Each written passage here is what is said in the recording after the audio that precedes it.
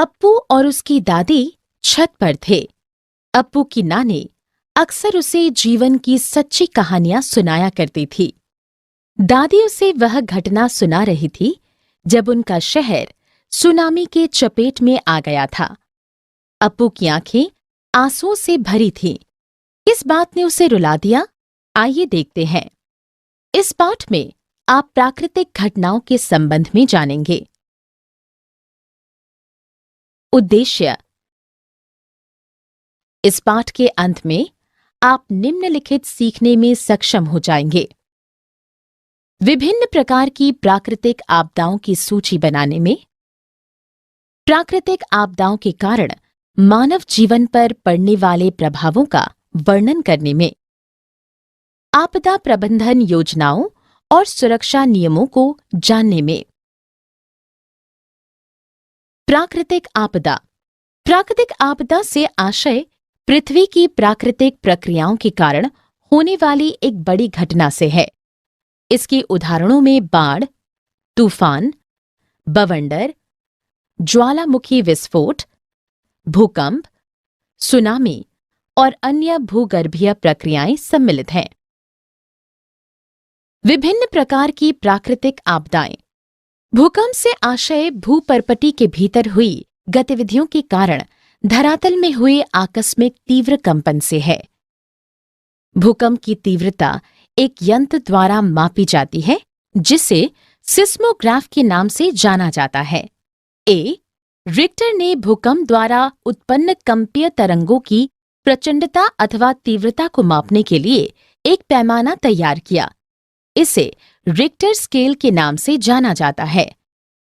भूमिगत भूकंप या ज्वालामुखी विस्फोट के कारण समुद्र में बड़ी बड़ी लहरें उठते हैं जो सुनामी का कारण बनती हैं। ये लहरें 100 फीट तक ऊंची हो सकती हैं, जो इमारतों और पेड़ों को गिरा सकती हैं। ज्वालामुखी भूपर्पटी में हुआ एक प्रस्फुटन है जिसके भीतर से गर्म पिघली हुई चट्टानें, राख और गैसों का विस्फोट होता है। अकाल भुखमरी एक ऐसी स्थिति है जिसमें बड़ी संख्या में लोगों को पर्याप्त भोजन नहीं मिलता है, जो उनकी रुग्णता और मृत्यु का कारण बनता है। जब किसी भूमि के एक टुकड़े पर एक लंबी अवधि तक बहुत कम या कोई वर्षा नहीं होती है, तो इस स्थिति को सूखा कहा जाता है। मानव जीवन पर पड़ने वाले प्रभाव। जब लोग अपने परिवार या अपने घरों और सामानों को खो देते हैं, तो उन्हें बहुत सी कठिनाइयों का सामना करना पड़ता है। आपदा प्रबंधन।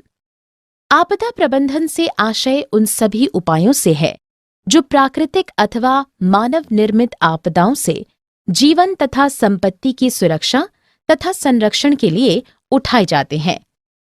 जब कोई आपदा किसी समाज पर प्रहार करती है, तो उसके प्रभाव से निपटने के लिए बाहरी सहायता की आवश्यकता होती है। आपदा प्रबंधन के 4 चरण हैं: शमन, प्रबंध, प्रतिक्रिया और पुनर्प्राप्ति। सहायता कौन करता है? प्राकृतिक आपदा से प्रभावित लोगों की सहायता के लिए कई सरकार और गैर सरकारी संगठन स्वेच्छा से आगे आते हैं। उनमें से कुछ निम्नलिखित हैं: संयुक्त राष्ट्र और संगठन, रेड क्रॉस की अंतर्राष्ट्रीय समिति, अंतर्राष्ट्रीय गैर सरकारी एजेंसियां, राष्ट्रीय संगठन। वे प्रभावित लोगों को भोजन, आश्रय, कपड़े और स्वास्थ्य देखभाल प्रदान करते हैं। सारांश। हमने जो कुछ सीखा है उसे संक्षेप में दोहराएं। भूकंप, बाढ़ और सूखा जैसी प्राकृतिक आपदा भयंकर विनाश का कारण बनती है। लोगों को इन आपदाओं की रोकथाम चरणों के विषय में ज्ञान होना चाहिए। सरकारी और कई स्वैच्छिक एजेंसियां आपदा के समय लोगों की सहायता करती हैं।